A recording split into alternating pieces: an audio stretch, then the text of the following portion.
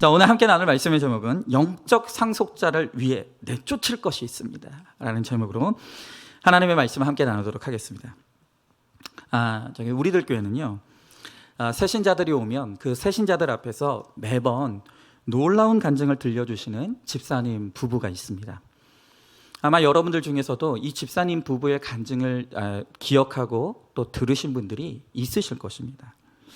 이 남편 집사님은 유수한 수도권 종합병원의 원장님까지 지내시고 모든 것을 갖춘 것처럼 보이는 그런 분이세요.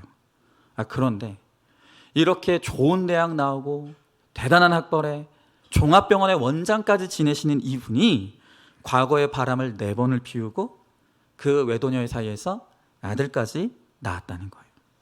그걸 간증을 합니다. 그러면 그 옆에서 남편의 간증을 듣고 있던 부인 집사님이 내가 이 사람을 10년 이상 기다린 바로 그 부인입니다 라고 부부가 함께 듀엣으로 새신자들 앞에서 매번 그렇게 간증을 한다는 것입니다. 여러분, 어떻게 이런 일이 가능하겠습니까? 게다가 매번 새신자가 올 때마다 전혀 알지 못하는 사람들 앞에서 자기의 수치를 드러내는 이런 간증을 한다는 것이 그게 보통 일이겠습니까? 여러분, 그럼에도 이 부부가 날마다 이와 같은 수치의 간증을 새로 교회에 오는 성도들에게 나누는 이유는 바로 영적 기업을 얻기 위해서입니다. 하나님께서 우리들에게 말씀하시기를 내가 온 것은 양으로 생명을 얻고 더 풍성히 얻게 하기 위해서 왔다 그랬어요. 오늘 하나님께서 우리들에게 주시고 싶은 하늘의 신령한 은혜와 복들이 있어요. 하나님께서 우리를 통해서 우리에게 누리게 하고 싶은 진정한 기쁨과 평안과 행복이 있다는 것입니다. 여러분, 그렇다라고 한다면 그 하나님께서 우리를 통해 세워주시는 그 기업을 얻기 위해 우리가 해야 될 것이 무엇이 있겠습니까? 오늘 우리가 그것을 함께 나누기를 원하는데요. 첫 번째로 우리가 하나님의 기업을 얻기 위해서는 잘 서 있어야 됩니다. 자, 우리가 드디어 지난주 말씀을 통해서 드디어 그렇게 오랫동안 기다리던 그 아들을 기다리던 이 사라와 아브라함이 드디어 이삭을 품에 안는 그 놀라운 기적의 기쁨을 맛보는 것을 보았습니다. 여러분, 이제까지 정말 되는 것이 없는 것 같은 삶을 살아왔던 아브라함과 사라가 갑자기 이제 되는 인생으로 바뀐 거예요. 여러분, 그러나 내 인생이 육적으로 원하는 일이 이루어져도 오히려 우리 인생이 되는 것이 있고 풀리는 것이 있을 때 바로 그때 우리는 내가 교만하여질까 두려워할 줄 알아야 되는 거예요. 여러분, 잠언서에 뭐라고 했습니까? 선줄로 생각하는 자는 넘어질까 두려워하라 그랬어요. 여러분, 우리가 되는 일이 있는 인생, 뭔가 풀리는 일이 있고 뭔가 내 뜻대로 되는 일이 있는 그런 인생이 될 때 바로 그때 우리는 교만하여질 가장 위험한 순간이라는 것이죠. 여러분, 오늘 7절과 8절의 말씀에 보니까 또 이르되 사라가 자식들을 젖먹이겠다고 누가 아브라함에게 말하였으리오마는 아브라함의 노경에 내가 아들을 낳았도다 아니라 아이가 자라매 젖을 떼고 이삭을 젖을 떼는 날에 아브라함이 큰 잔치를 베풀었더라 라고 했습니다. 자, 하나님은 말씀하신 대로 돌보셨고 말씀하신 대로 행하셔서 사라에게 이삭을 주셨습니다. 자, 그런데 그러게 이삭을 낳고 보니 여러분, 오늘 방금 읽었던 7절의 말씀에 매우 거슬리는 고백이 하나 있어요. 7절을 잘 보시면 사라의 고백 속에 거슬리는 부분이 있어요. 그게 뭐냐? 어느새 지금 사라의 고백 속에 이 아들을 낳은 주체가 바뀌어 있어요.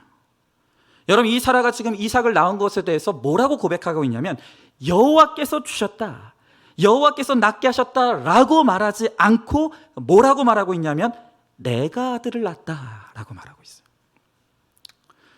여러분, 이 이삭을 처음 낳았을 때는 사라가 뭐라고 고백했냐면 하나님께서 나에게 주셨다, 하나님께서 나에게 낳게 하셨다라고 고백했어요. 이 이삭을 낳은 주체가 분명히 그전에는 하나님이었어요. 그런데 이 이삭을 낳고 기르다 보니까 갑자기 아들을 낳은 주어가 하나님에게서 사라 자신으로 변하는 거예요. 주어가 변하는 거예요. 여러분, 이거예요. 여러분, 그만큼 우리가 환경이 바뀌면 깨어있기가 힘들어요. 그렇기 때문에 성경은 끊임없이 우리들에게 되었다함이 있는 인생은 아무도 없다고 말하는 거예요.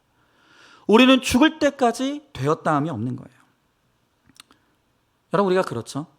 우리가 처음에 사랑하는 사람을 만나면 내 님이여 그는 살 중에 살고 뼈 중에 뼈다. 얼마나 감격을 하는지 몰라요.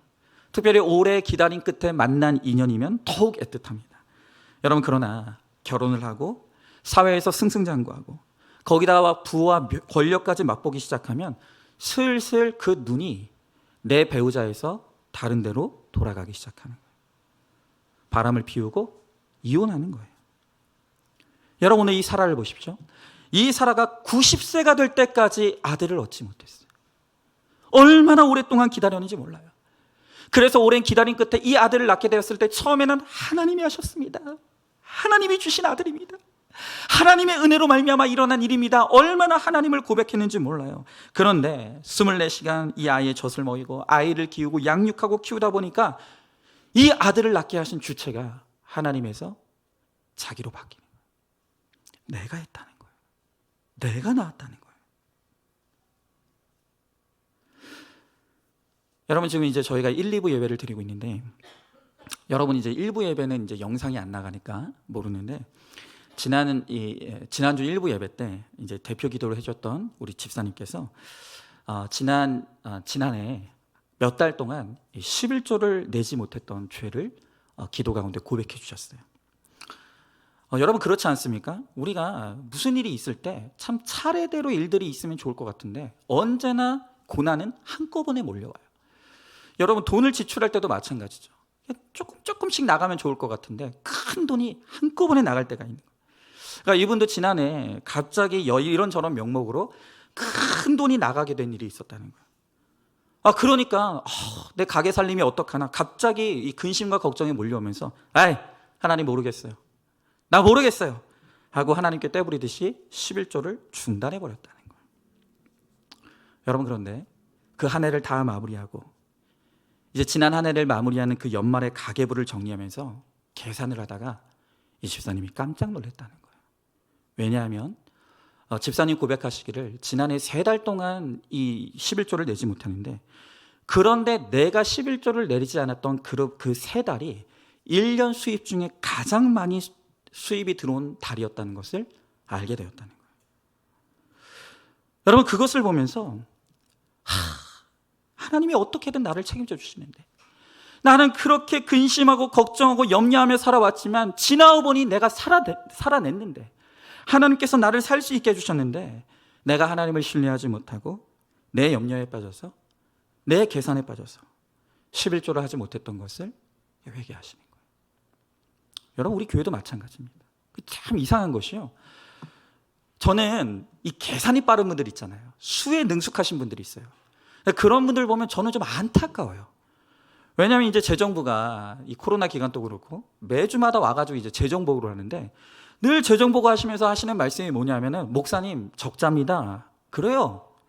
근데 되게 이상한 게 뭔지 아십니까? 그게 무슨 계산법인지 모르겠는데 적자라고 해요. 적자라고 하는데 남아요. 여러분, 그 어려운 코로나 시기를 겪어오면서도 저희가 대출 상환을 위한 상환금 준비를 단 한 번도 못한 적이 없어요. 언제나 그 한 달이 끝나고 결산을 하면 남는 것이 있어서 어려운 분들 도와주고 또 저희 제출 상환을 준비하도록 상환 통장에 꼬박꼬박 들어갔어요. 적자라고 하는데 남는 게 있는 거예요. 나는 도대체 이게 무슨 계산법인지 모르겠지만 그렇게 하나님께서 채워주시는 거예요. 여러분, 그래서 저는 제가 수에 능숙하지 못한 게 너무 감사해요. 너무 계산이 빠르고 수가 정확하신 분들은 그걸 보면서 막 염려와 근심에 빠지는. 저는 단순합니다. 그냥 수입과 지출, 남는 거 하나님께서 정립하게 하시고 그게 끝이에요. 여러분, 우리가 늘 고백하는 게 11조라는 것은 우리의 신앙의 고백이에요. 나와 내가 가진 모든 것의 주인이 하나님이시라는 것. 하나님이 우리를 책임져 주시고 하나님이 우리를 이끌어 가신다는 것을 고백하는 사람만이 드릴 수 있는 것이 11조예요. 여러분, 이 고백이 되지 않으면 내가 아닌 하나님이 하신다는 것을, 내 인생은 내 계산대로 되는 것이 아니라 내 계획대로 되는 것이 아니라 하나님의 뜻대로 된다는 것을 믿는 사람만이 하나님께 내 인생을 맡기고 평안을 누릴 수가 있는 것이죠. 여러분, 누구라도 내가 언제 무너질지 모르는 거예요. 내 것이라고 내가 나았다고 생각하는 그 교만이 계속해서 나를 괴롭히는 것이죠. 여러분, 내가 한 게 어디 있습니까? 내 것이 어디 있습니까? 여러분, 우리가 그렇게 자신만만하게 살아도 어느 날 하나님께서 은혜를 붙들어 주시는 하나님의 손길을 나에게 놓으시면 여러분, 우리는 무너지는 거예요. 사실은 하나님께서 은혜로 우리를 붙들고 계시기 때문에 우리가 이만큼이라도 버티고 살 수 있는 것인데, 우리가 그렇게 하나님의 은혜에 너무나 익숙해져 살다 보니까 그 은혜를 망각하고 우리는 어느새 우리의 고백 속에 하나님이 아닌 나를 넣는 거예요. 내가 했어. 내 덕분이지. 나 아니면 어떻게 하겠어? 여러분, 그러나 기억하십시오. 하나님이 단 한순간이라도 그 은혜를 향한 손길을, 우리의 손길을 놓는 순간 우리는 무너지는 거예요.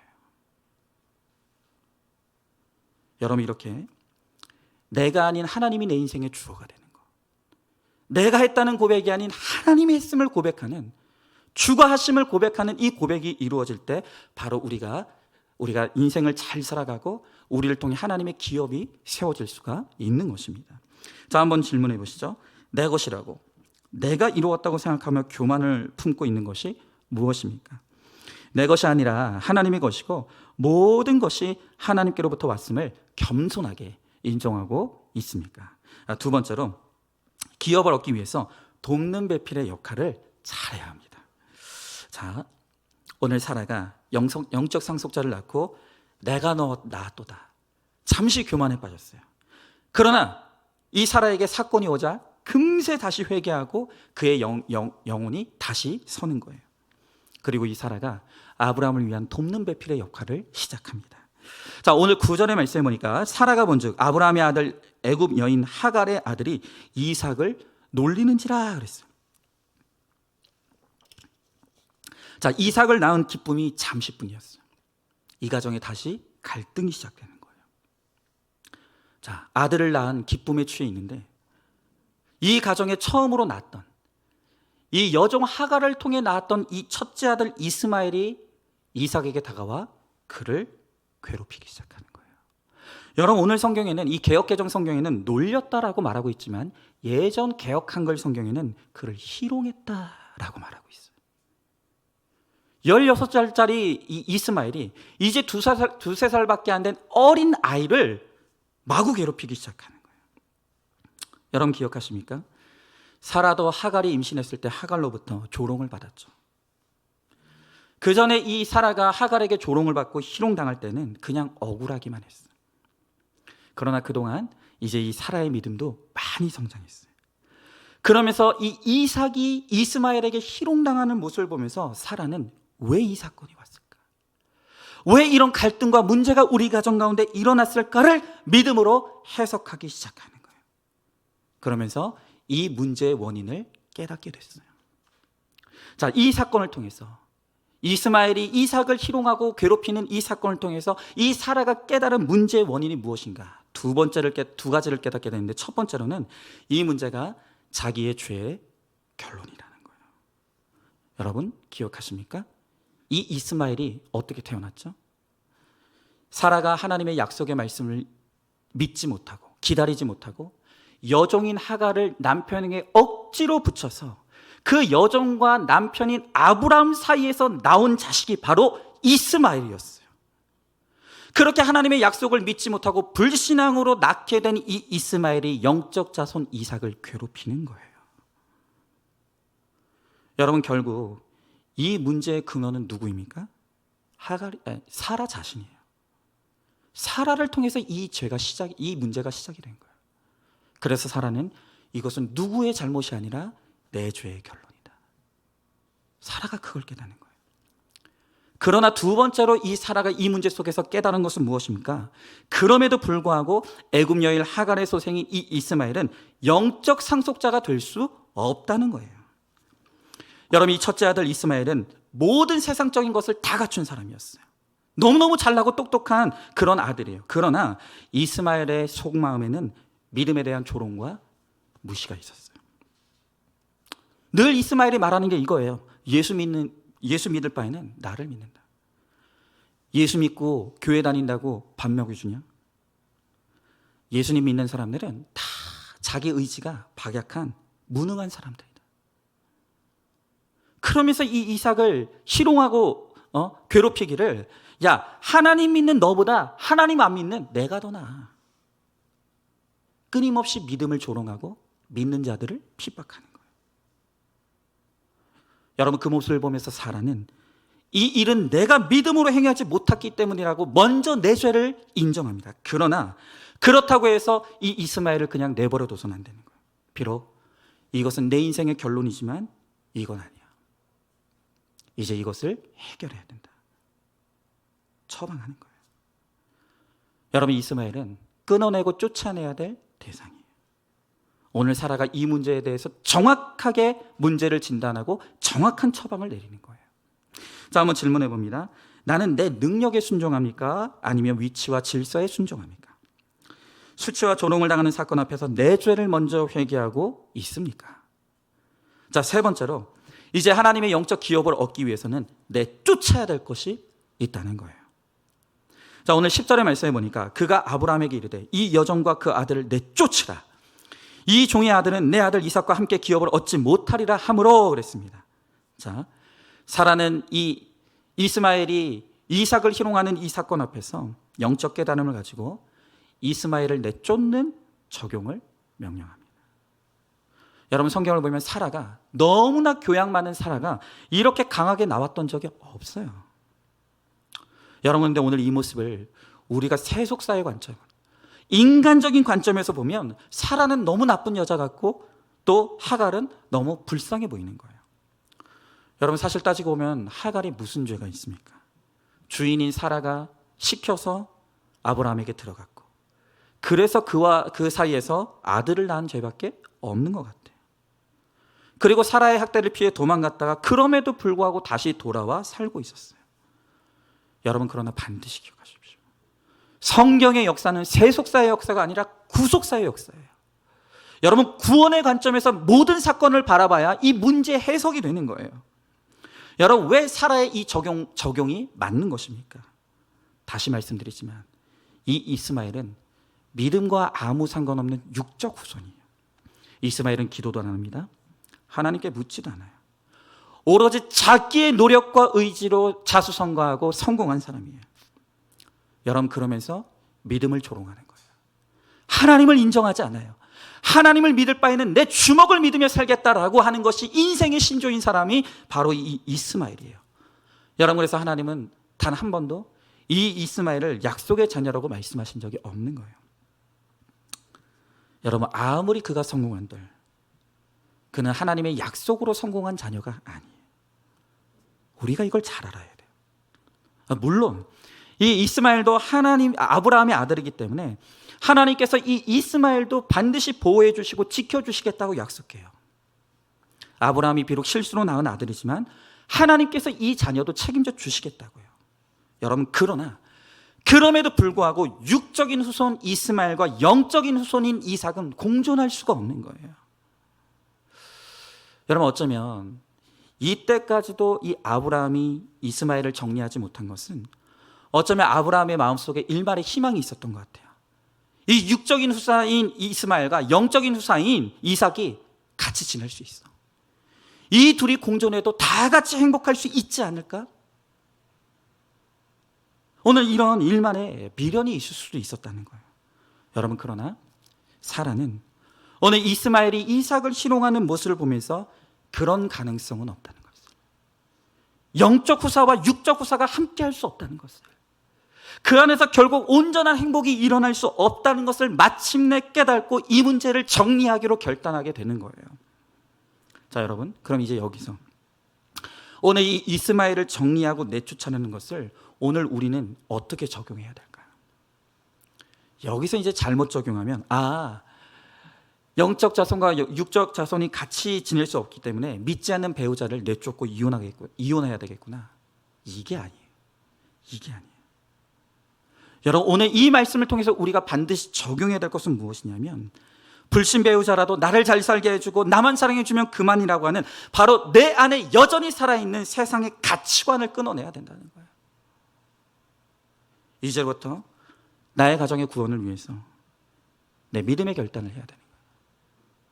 내가 여전히 이 세상을 사랑하고 하나님도 사랑하겠다고 하는, 하나님과 세상 사이에서 갈팡질팡하는 바로 이 가치관, 여러분 이것을 끊어내야 되는 거예요.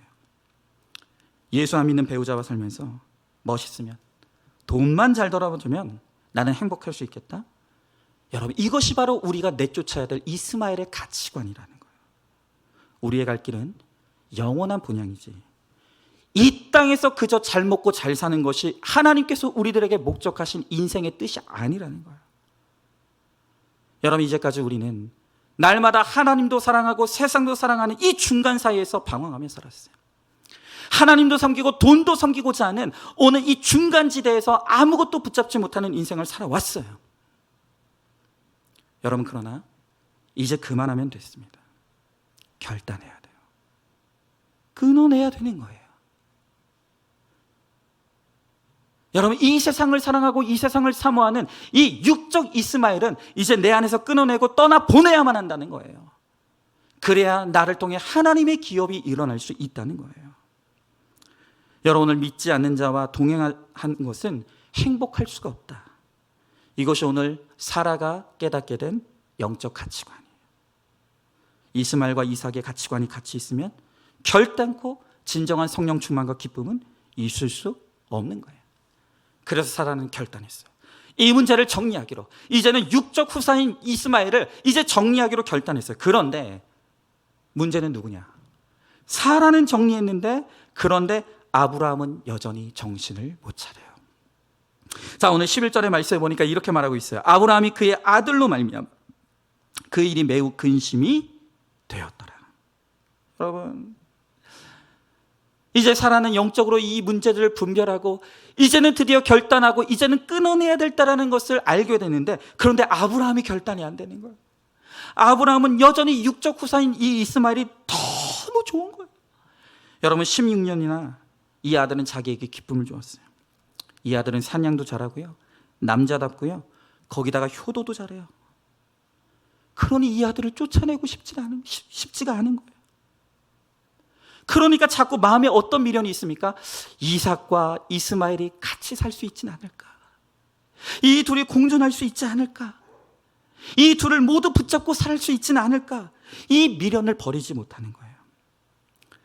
이렇게 세상 가치관과 영적인 가치관을 같이 두고 살려고 하니까 충돌이 일어나요. 그러니 이 아브라함의 마음속에 이 둘 사이에서 어느 것도 제대로 붙잡지 못하고 어느 것도 제대로 가지 못하니까 결국엔 아브라함의 마음속에 깊은 근심과 고민에 빠져드는 거예요. 여러분 아무리 이스마엘이 좋아 보여도 우리는 믿음의 문제를 생각해야 돼요.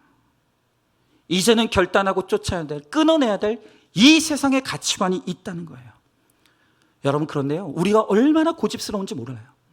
하나님은 나를 믿고 신뢰하라고, 이제 온전히 너의 인생을 나에게 맡기고 나를 따라오라고 말씀하시는데, 여러분 우리가 너무 고집스러운 거예요. 하나님, 내가 하나님도 사랑하지만 난 이 세상도 사랑합니다. 내가 하나님도 믿지만 난 도저히 이 세상도 포기하지 못하겠습니다. 너무 고집스러운 거예요. 그러니까 우리의 믿음에 진보가 없어요. 여러분 말씀을 들으며 가다 보니 이제 팔복이 맞는 것 같아요. 그런데 이 세상의 기복도 누리고 싶어요. 하나님께 끊임없이 예배와 목장과 큐티로 가만히 앉아서 먼저 하나님을 알라고 해도 내 열심이 포기가 되지 않아서 내가 열심히 성실하게 피 터지게 열심히 일하면서 이직하고 사업하고 그렇게 일을 벌이면서 틈만 나면 세상을 향해서 떠나려고 하는 거예요. 여러분 이렇게 내 고집이 우상이 되고 내 아집이 너무너무 강해가지고 하나님도 포기하지 못하겠고 세상도 포기하지 못하겠다고 하면서 위험한 줄타기를 하고 있으니까 아무것도 붙잡지 못하는 거예요. 오늘 이 아브라함처럼 근심이 떠나지를 못하는 거예요. 여러분 오늘 여러분들 가운데 하나님을 믿으면서도 도무지 내 마음에 평안이 없는 분들이 있어요. 내가 하나님을 믿고 살아가는데도 도무지 내 마음에 근심이 떠나지 않는 분들이 있어요. 왜일까요? 왜일까요? 하나님은 분명히 우리들에게 평안을 주시겠다고 말씀하십니다. 내가 너에게 평안을 주겠다고 말씀하셨어요. 여러분, 그럼에도 불구하고 하나님이 주시는 평안을 우리가 누리지 못하는 이유는 우리가 온전히 하나님께 우리를 맡기지 못하기 때문에, 여전히 하나님만 믿기에는 두려워요. 그래서 세상에도 발을 담궈야 될 것 같은 거예요. 하나님도 좋은데 여전히 세상도 너무 좋아요. 그러니 여기도 저기도 속하지 못하고 그저 중간에서 갈팡질팡하니 아무것도 얻지 못하고 우리는 늘 근심할 수밖에 없는 거예요. 여러분, 신앙의 회색지는 없습니다. 오늘 하나님께서 우리들에게 결단을 요구하시는 거예요. 나를 믿고 온전히 따르려거든 나를 따라오고, 세상으로 가려거든 가고, 팔복을 누리려거든 누리고, 기복을 쫓아 내 행복과 야망을 쫓아 세상으로 가려거든 가고.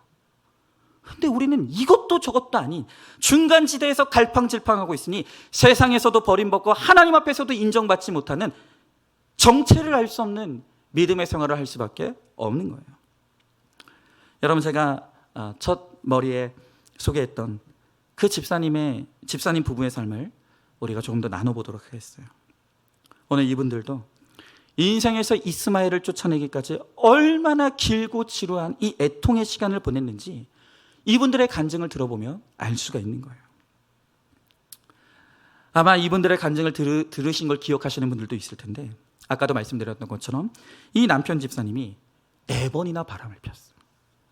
그러다 급기야 19살이나 어린 이 여자에게서 아들을 낳고 이제 조강지처에게 이혼을 요구하는 거예요. 급기야 이 아내가 이혼해주지 않으니까 아이의 아파트 한 채를 장만해서, 그러니까 이 돈 많은 게 이게 문제인 거예요. 이 돈이 있으니까 그냥 아파트 하나를 뚝 사가지고 외도녀와 함께 어머니까지 데리고 같이 살기 시작한. 아내 집사님은 하루아침에 남편 뺏기고 집 뺏기고 이혼할 위기를 맞이하게 되었어요. 여러분, 상황이 이 정도 되니까 이제 교양이 필요 없는 거예요. 체면이 필요 없는 거예요. 여러분, 여전히 내가 교만 차리고 이 교양을 내세우는 것은 삶 안에서 그런 거예요. 정말 내가 죽게 되니까 이제는 정말 울며 항복하고 주님 앞에 나오는 거야. 공동체로 나오게 됐어요. 그리고 공동체에서 말씀을 듣게 되면서 별 인생이 없구나. 별 인생이 없구나. 그것이 깨달아지면서 이제는 내가 이 남편에게 사랑받으려고 했던 것들, 내가 이 남편을 통해서 나의 인생의 자랑을 누리려고 했던 이 세상의 영적 이스마엘을 끊어내는 적용을 이제 이루게 된 거예요. 여러분, 이렇게 이 남편에 대한 미련을 끊어내니까 그때부터 남편의 영혼이 불쌍함이 보이기 시작하는 거예요. 이 남편을 통해 내가 욕심을 이루려고 했던 것들을 내려놓기 시작하니까 이 남편의 영혼의 불쌍함이 보이기 시작하더라는 거예요. 이 남편을 다시 쟁취해서 내가 보란듯이 잘 살아보겠다는 이 이스마엘의 가치관을 아내 집사님이 끊어내게 되었어요. 남편이 바람 피워서 창피한 것도 내려놨어요. 그러니 이제 이 남편의 구원을 위한 적용과 순종이 시작이 되는 거예요. 어느 날 이 아내 집사님이 남편에게 이야기하는 거예요. 이제부터 당신 하고 싶은 거 다 하세요. 하지만 이혼만큼은 절대 못합니다. 조강지차 버려서 잘된 사람을 본 적이 없습니다. 실컷 나가서 하고 싶은 거 다 하세요. 그러나 단 하나, 딱 하나만 들어주세요. 교회만 와주세요. 이 아내 집사님이 죽자 살자 이혼 불가를 외치고 모든 것을 양보하니까 이 남편이 생색을 부리듯이 그러더라는 거예요. 그래? 알았어. 그럼 내가 2집 살림 할게. 여러분, 이 최첨단 21세기에 2집 살림이 웬 말입니까? 그런 일이 있을 법도 하기나 하냐는 것입니다. 근데 여러분, 아내 집사님이 이 남편을 통해 내가 세상에 이 자랑을 이루겠다고 하는 이 육적 이스마엘을 쫓아내니까 이제 생각이 달라졌어요. 허용해줬어요. 심지어 해야 된다면 배다른 자식도 키워줄 테니 교회만 나오라고, 이 한 가지만 들어달라고 부탁을 했어요. 아니 이렇게 모든 것을 양보하니 교회만 나오라는 이 아내의 부탁을 거절을 못하는 거예요. 명분이 없는 거예요. 그래서 마지못해서 이제 이 남편이 교회에 나와요. 여러분, 내가 지금 이렇게 죄 가운데 살고 있는데 말씀이 들리겠습니까? 말씀이 들리겠냐는 거예요. 여러분, 제가 보니까 이 구속사의 말씀을 들을 때 이 말씀을 너무너무 싫어하시는 분들이 있어요. 말씀 앞에서 내 죄를 보며 회개하라고 하는 이 말씀을 너무 싫어하시는 분들이 있어요. 여러분, 그런데 이제 알겠어요. 여러분, 그분들이 왜 싫어하는 줄 아십니까? 내가 지어야 될 죄가 있기 때문이에요. 내가 포기하고 싶지 않은 죄가 있기 때문에 말씀으로 내 죄를 보고 회개하라는 말씀이 너무 싫은 거예요. 이 남편이 지금 죄를 짓고 있으니까, 내가 포기하고 싶지 않은 지금 죄가 있으니까는 이 구속사의 말씀을 들을 때 너무 교만하더라는 거예요. 뭐 팔짱 끼고 다리 꼬고 앉아있는 건 뭐 너무 당연한 거고요. 인상을 팍 쓰고 있고, 특히 중요한 이야기를 할 때는 꼭 화장실을 가더라는 거예요. 화장실. 목사님이 앞에서, 여러분 제가 안 보고 있는 것 같지만 여러분 예배드리는 모습 제가 다 보고 있습니다. 여러분의 영적 상태를 다 알아요. 그래서 목사님이 그 예배를 드리면서 그 남편 집사님, 그 당시 남편 집사님이 예배드리는 모습을 보고 있으면 그 정말 보기 힘들더라는 거예요. 그 교만한 얼굴로 어디 한번 떠들어봐라, 이 태도로 예배를 드리고 있는 모습을 보고 있으면 너무너무 힘들더라는 거예요. 여러분, 그런 상황에서 아내 집사님은 한 걸음 더 나가는 적용을 시작했어요. 남편에게 오후 예배도 참석해주고, 그리고 교회에서 하는 양육을 받아달라고. 그 대신 외도녀에게 하루 더 갈 수 있도록 해주겠노라고. 여러분, 이제 육적 이스마엘을 쫓아냈기 때문에 이런 기가 막힌 적용을 할 수 있는 거예요. 내가 이 남편을 통해서 내 육적인 기쁨을 얻겠다고 하는 것은 이것을 끊어냈기 때문에 이 영혼의 불쌍함을 가지고 기가 막힌 적용과 순종을 이루어 나가는 거예요. 하루 더 가게 해줄 테니까 오후 예배도 드려주고 양육도 받아달라고. 또 이 말에 솔깃해가지고, 하여튼 남자들은요 단순해요. 이 말에 솔깃해가지고 알았어. 그리고 1년이 지나도록 오후 예배까지 참석을 시작하는 거예요. 근데 여러분, 이 남편이 얼마나 명예욕이 있는 병원의 의사잖아요. 병원장까지 지냈잖아요. 이 명예가 우상인 거예요. 자기가 주일 예배, 오전 예배도 드리고 오후 예배도 드리는데, 근데 직분을 안 주네요. 아니, 직분을 안 주는 거예요. 너무 열받아가지고 이 남편 집사님 목사님한테 전화했다는 거예요. 아니 목사님, 내가 이렇게 열심히 예배를 드리는데 왜 직분을 안 주시는 겁니까? 나보고 교회 나가란 소리입니까? 그러더라는 거예요. 그래서 목사님이 정확하게 얘기했다. 집사님, 여자를 끊으셔야죠. 두 집 살림하시는 분한테 제가 어떻게 직분을 드리겠습니까? 직언을 했다는 거예요. 그러면서 마침 그때 직분 받고 싶으시면 저랑 같이 훈련 받으십시오. 양육 받으십시오. 했다는 거예요. 그래서 결국 이 남편은 직분 받고 싶어서 훈련까지 어쩌다가 하게 된 거예요. 의사에다가 똑똑하죠. 지적이죠. 그러니까 이제 자기 지식을 총동원해서 열심히 이제 내주는 이 숙제들을 막 해가는 거예요. 그러면서 이제 양육 자리에 들어오면 목사님을 향해서, 나는 목사님처럼 설교 못하는 사람 처음 봤다고. 저기 어느 교회 아무개 목사님처럼 좀 설교 좀 한번 잘해보라고. 그렇게 목사님 면전하려 대고 무시를 하고 깔보고 희롱을 했다는 거예요. 그런데 여러분, 이 남편이 비록 억지의 순종이었고 직분 받으려고 시작한 양육과 훈련이었지만 자꾸 말씀에 부딪히고 훈련을 받기 시작하면서 이분이 서서히 깨져나가기 시작하는 거예요. 숙제를 하는데 너무 어려운 거예요. 자기는 분명히 지식적으로 했는데 이제 양육 자리에 나가면, 집사님 그게 아니에요, 그렇게 하시면 안 되는 거예요, 왜 이렇게 깨달지 못해요, 자꾸 혼만 나니까 이제 본처에게 가가지고 물어보기 시작하는 거예요. 아, 나는 모르겠다고. 당신 숙제 어떻게 했냐고. 이제 아내의 집에 가가지고 자꾸 숙제를 컨닝하기 시작해요. 그러면서 자꾸 이제 아내의 집에 가게 되니까 점점 조강지처가 좋아 보이는 거예요. 19살이나 어린 외도녀는 처음에는 좋았는데 갈수록 잔소리가 늘어가요. 철없이 맨날 이거 해줘 저거 해줘, 왜 이거 못해 저거 못해 하면서 맨날 잔소리만 늘어가는데, 그런데 기도로 다져진 이 조강지처는 닥달하지 않고 너무 편하게 해주는 거예요. 아니 왜 이렇게 자주 오시냐고. 자주 안 오셔도 된다고. 처음엔 너무 좋아 보였던, 너무너무 이뻤던 외도녀는, 19살이나 어린 그 어린 외도녀는 날마다 나를 쪼고 괴롭게 하는데 집에 가면 너무 나를 편하게 해주는 거예요. 그러니까 이 남편 마음이 헷갈리기 시작하는 거예요.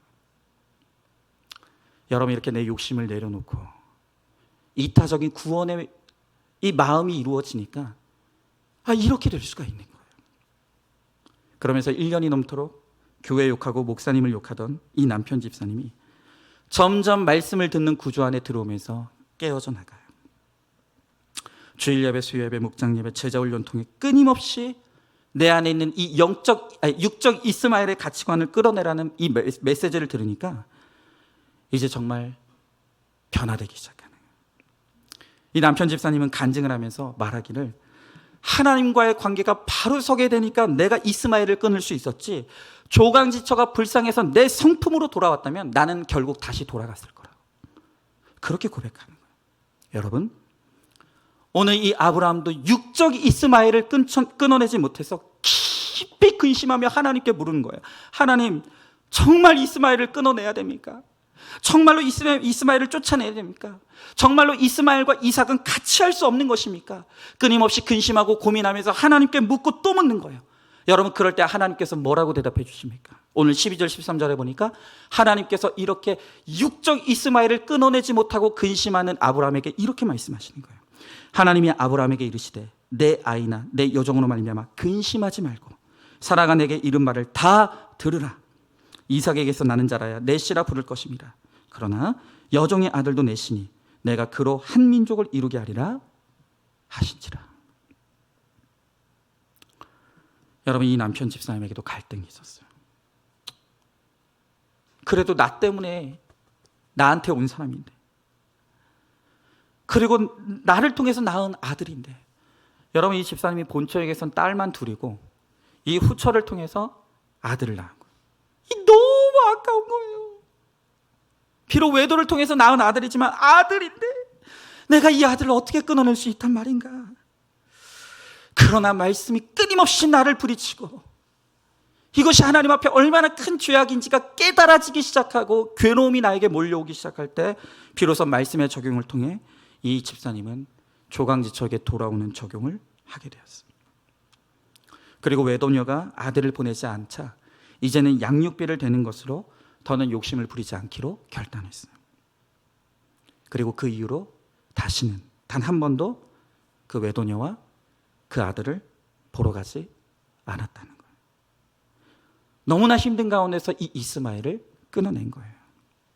여러분, 지금도 이 부부는 주일마다 새 가족이 올 때마다 그들 앞에서 너무나 수치스러운 이 고백을 날마다 간증하고 있다는 거예요. 여러분, 사실 얼마나 창피하겠습니까? 게다가 이분은 그냥 사람이 아니라 병원 원장이에요. 현역에서 의사로 일하고 있는 사회적 위치와 명예를 가진 분이에요. 근데 내가 이런 수치를 드러냈다가 내가 이 사회에서 매장당하면 어떡하나? 근데 여러분, 내가 이렇게 믿음으로 내 죄를 고백하고 다른 사람의 구원을 위해서 내 고난과 수치를 약재료로 공개할 때 하나님께서 지켜주시는 은혜를 베풀어 주시는 거예요. 사회의 낙오자가 되기는커녕 원래는 그 병원의 과장으로 있었는데 하나님께서 의료 원장으로 승진시켜 주신 거예요. 그리고 이제 이 집사님은 그 병원에서 매주마다 직원들과 함께 예배를 드리는 거예요. 매주마다 직원들과 함께 예배 드리는 이 병원을 하나님을 예배하는 병원으로 만들어 가는 거예요. 여러분, 물론 그렇다고 해서 바람 피우고 아들을 낳은 죄가 없어지는 게 아니에요. 여러분, 내가 하나님 앞에 회개했으니 내가 지난날 지은 죄는 이제 다 끝났다, 나는 이제 아무것도 회개할 게 없다, 이게 아니라는 거예요. 여러분, 내가 죄 가운데 낳은 이 아들과 그 외도녀, 그것은 이제 이 집사님이 평생 안고 가야 될 나의 주온 글씨예요.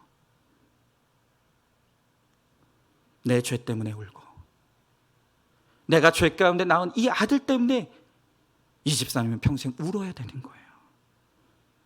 그러나 그렇게 회개하며 내 죄를 고백하며 나아갈 때 이 아이를 하나님께서 지켜주실 것을 우리는 믿는 거예요.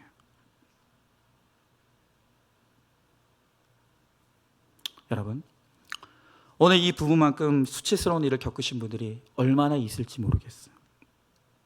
그러나 이 수치를 당해내면서 영적 상속자, 하나님의 영적 기업을 이어가기 위해서 어떤 환경에서도 말씀을 믿고 말씀의 적용과 순종을 이루어갈 때 하나님께서 모든 것을 합력하여 선을 이루시는 은혜를 베풀어 주시는 거예요. 여러분, 이 시간 하나님께서 우리들에게 결단을 요구하시는 거예요. 여전히 지금 우리 안에 하나님을 믿는 믿음도 갖고 싶고, 여전히 이 세상에서도 내 야망과 성공을 성취하고 싶고, 이 세상의 육적 쾌락을 누리고 싶어하는 이 두 가지 마음이 우리 안에 치열하게 싸우고 있어요. 여러분, 우리의 믿음의 결단이 없는 한 우리는 그 어디에도 속하지 못한 채로 끊임없이 표류하고 근심할 수밖에 없는 거예요. 그러나 오늘 우리가 하나님을 온전히 믿는 그 믿음으로 우리의 인생을 하나님께 맡기고 믿음으로 하나님을 의지하며 주께 순종하며 주님의 뒤를 따라갈 때 하나님께서 반드시 내 인생을 책임져 주시고 나를 통해서 풍성한 영적인 기업을 얻게 하시는, 영적인 후사를 얻게 하시는 놀라운 은혜와 평안과 축복을 우리들에게 허락해 주신다는 거예요. 여러분, 오늘 이 시간 여전히 내가 내 고집으로 내려놓지 못하는 나의 육적 이스마엘이 무엇입니까?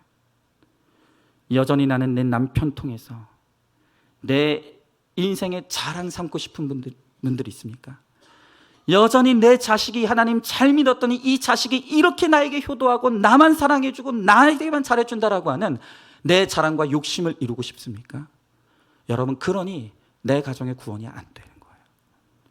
여전히 복음을 외치지 못하는 거예요. 여러분, 이제는 이 세상을 사랑하고 이 세상에서 야망과 성공과 성취를 이루려고 하는 나의 육적 이스마엘을 끊어내시기 바라요. 쫓아내시기 바라요. 그리고 주님을 온전히 믿고 신뢰하는 그 믿음으로 주님을 따라 나아갈 때 주님께서 나를 통해 진정한 행복을 누리게 하시고 진정한 평안을 누리게 하시고 나를 통해 하나님의 나라가 이루어지는 놀라운 영적 기업을 이루어 주시는 그러한 축복을 주시는 저와 여러분 우리 모두가 될 줄로 믿습니다. 여러분, 이제 말씀을 마치면서 우리 함께 찬양하고 기도했으면 좋겠습니다.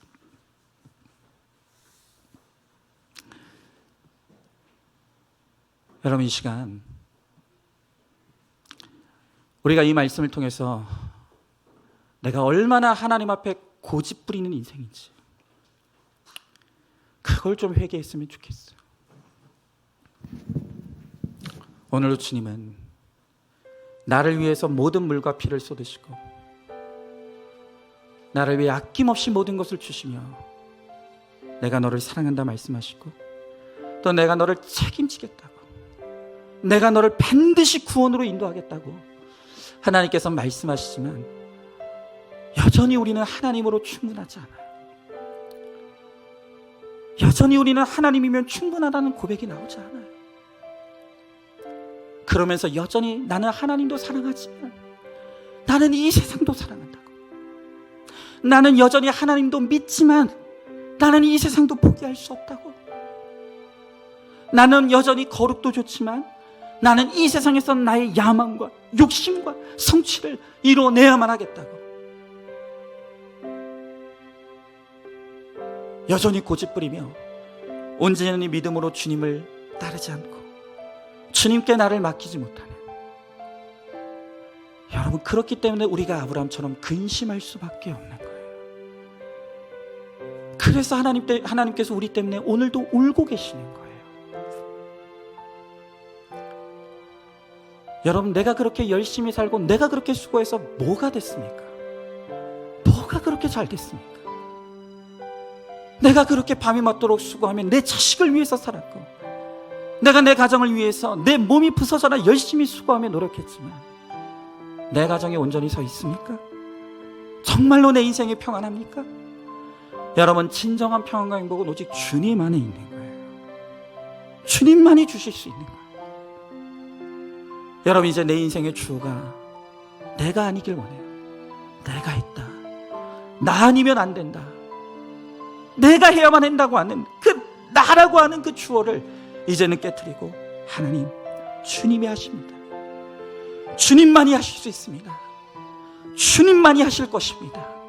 오늘 주님이 나를 위해 일해주심을, 주님이 나와 함께 할 때 비로소 내 인생이 세워질 수 있다는 것을 우리가 고백하며, 이 찬양을 우리의 믿음으로 고백하며 우리 함께 찬양하도록 하겠습니다.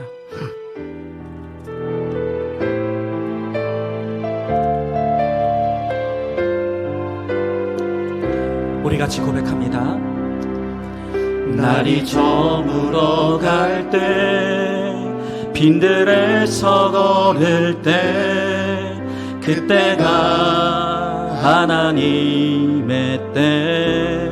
내 힘으로 안 될 때, 내 힘으로 안 될 때, 빈손으로 걸을 때, 내가 고백해 여호와 이래. 주님이 일하십니다. 주가 일하시네, 주가 일하시네. 주께 아끼지 않는 자에게 주가 일하시네, 주가 일하시네. 신뢰하며 걷는 자에게. 우리 한 번 더 고백합니다. 날이 저물어 갈 때, 날이 저물어 갈 때, 빈들에서 걸을 때, 그때가 하나님의 때.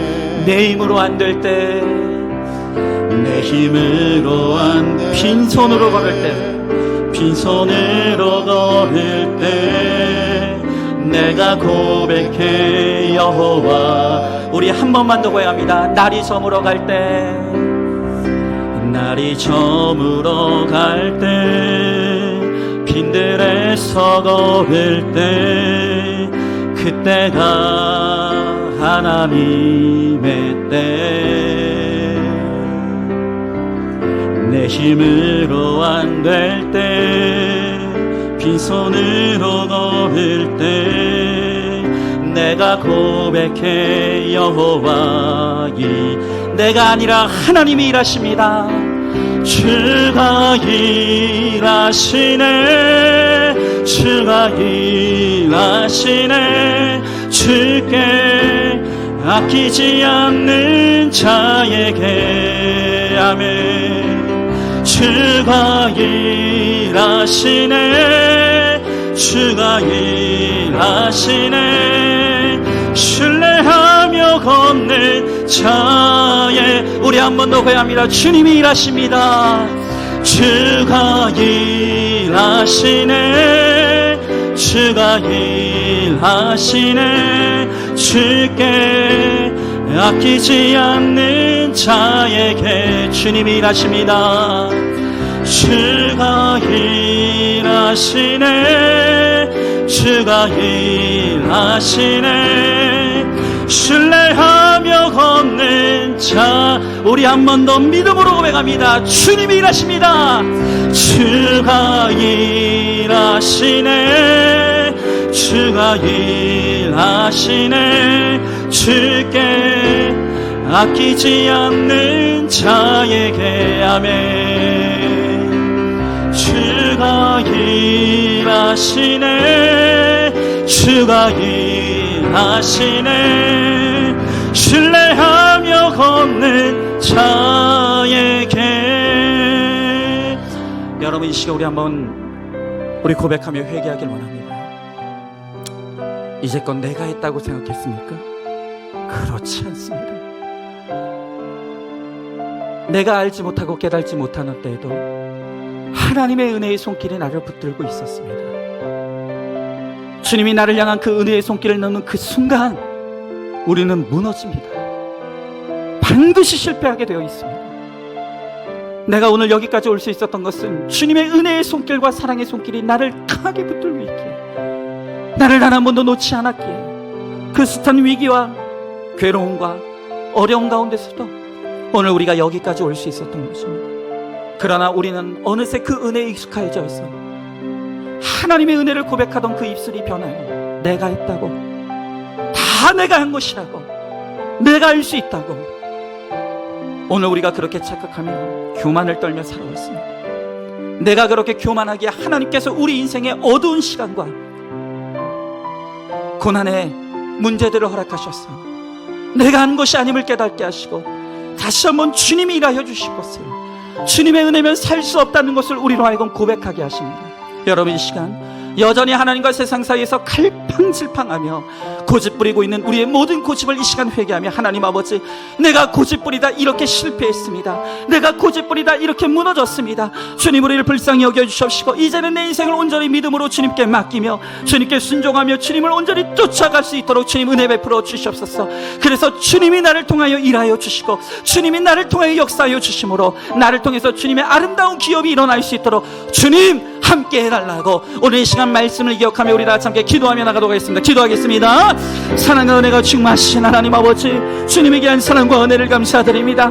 하나님 아버지, 우리가 여기까지 올 수 있다는 것은 다 하나님의 은혜입니다. 하나님의 은혜가 아니었으면 우리가 여기까지 올 수 없었고 여기까지 버틸 수 없었고 여기까지 살아낼 수 없었습니다.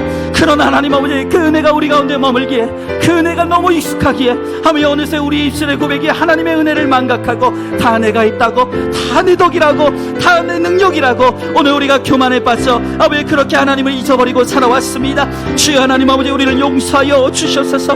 나의 교만을 용서하여 주셨소서. 아버지 하나님 아버지, 이제는 정말로 우리가 하나님 앞에 온전히 깨어지고 엎드려져서 하나님께 나아갈 수 있게 하여 주시옵시고, 하나님 아버지 주의 은혜 아니면 살아갈 수 없음을 고백하며 아버지 주의 은혜를 고백하며 나아감으로 말미암아 나를 통해서 주님이 일하시는 역사를 바라보게 하여 주시옵시고, 아버지 주님이 나를 이끌어 주시며 자연님이 나를 인도해 주시며 하나님 주님을 통해서 하나님 아버지 내가 다시 한번 새로워지는 역사를 경험할 수 있도록 주여 하나님 아버지 함께 하여 주시옵소서. 하나님, 그렇습니다. 내가 아닌 하나님이 하십니다. 내가 아닌 하나님이 역사하십니다. 주여 하나님 아버지, 내 입술을 통해서 오직 주님만 고백함으로 주님의 역사를 누리며 나가는 우리 모두가 되게 하여 주시옵소서. 하나님 아버지, 오늘도 말씀 앞으로 우리를 인도하여 주시고 하나님의 말씀 앞에서 지난날 하나님의 은혜를 망각하며 다 내가 했다는 착각과 교만 가운데 그렇게 죄악 가운데 살아왔던 우리의 죄를 회개합니다. 하나님, 그러나 비록 우리가 주께 돌아와 하나님 앞에 예배하며 날마다 회개한다고 하면서도 여전히 내가 끊어내지 못하고 쫓아버리지 못하는 나의 육적 이스마엘이 내 안에 있습니다.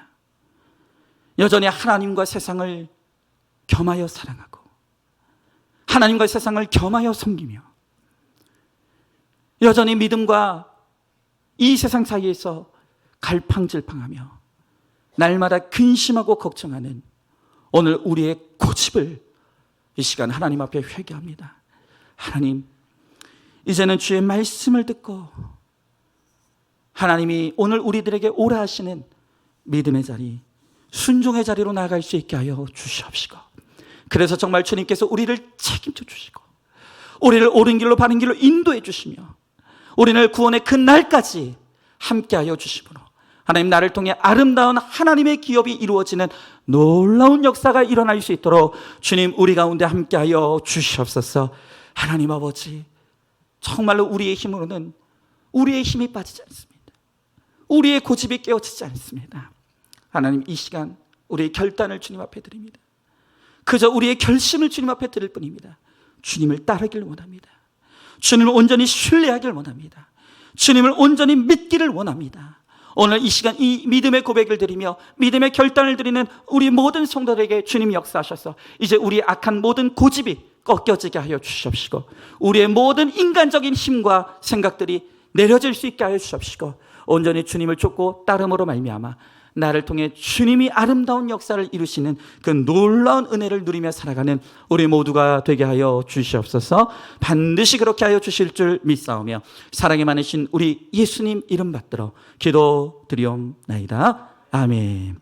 이제는 우리 주 예수 그리스도의 은혜와 하나님의 사랑과 성령의 교통하심이 이제는 하나님과 세상을 겸히 사랑하며 겸하여 섬기려고 했던 우리의 모든 악과 죄와 그 질긴 고집을 끊어내고 이제는 온전히 주님을 쫓아 십자가의 길을 걸어가며 거룩을 향해 달려나가므로 주님이 우리를 통해 이루시는 아름다운 기업들과 영적 후사들을 낳는 축복을 누리기를 소망하는 사랑하는 모든 성도들 머리 위에 이제로부터 영원토록 함께 계실지어다. 아멘.